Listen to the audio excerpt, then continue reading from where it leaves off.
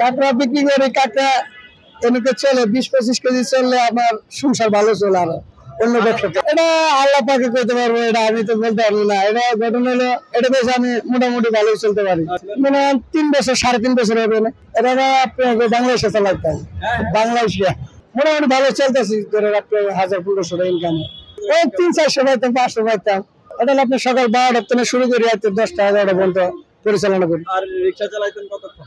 ওটা তো সারাদিন চালাইলে 400-500 পাইতাম। আর এটা চালাই আপনার ব্যবসা করে আপনার 1500 পরে 1000 পরে, মাঝে মাঝে একটু কম পরে একটু বেশি আসে, মোটামুটি চলে গেল।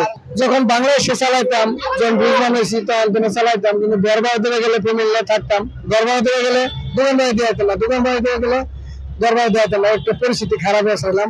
এখন মোটামুটি আল্লাহ এই পথে নিয়ে এসে মোটামুটি ভালো আছি। 1500, 1000, 2000 এরকম আসে, মোটামুটি ভালোই চলতেছি ইনশাল্লাহ। আগে তো গড়বড় দিতে পারতাম না, গড়বড় দিয়ে গেলে দোকান বাড়িতে আইতাম না, খুব চাপের মুখে আসছিলাম। মোটামুটি আল্লাহ রহমত ভালোই চলতেছি ইনশাল্লাহ। হ্যাঁ, এটা তো নদীর কাঁকড়া খাওয়া হয়েছে, দারুণ স্বাদ, অনেক ময় মশলা দিয়ে রাঁধলে পরে দারুণ স্বাদ। ওই গরুর ময় মশলায় হয়তো অনেক ময় মশলা রাঁধুনি, মেলা ময় মশলা দেওয়া অনেক লাগে।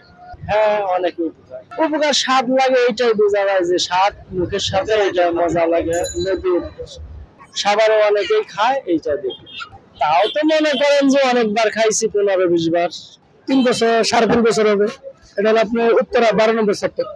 এটা আপনার সাতক্ষীরাতন আসে, চিটাংতন আসে, ওখানে বাসাড়াও পরে যদি বিদেশে চলে যায় এটি, আর যদি দুর্বল এরিয়া আপনাকে 12 নম্বর সেক্টর তো নিয়ে আসে।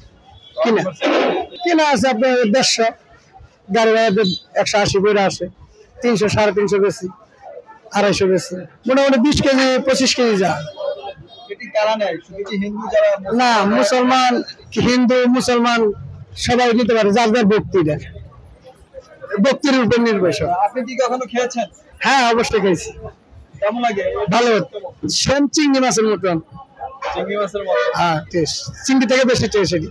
এটা খাওয়ার পর আপনি ভালো লাগে, মানে ভালো চিংড়ি থেকে টেস্ট বেশি, এটা টেস্ট বেশি। হ্যাঁ, মোটামুটি চলে, ভালো সব চলতেছে ইনশাল্লাহ।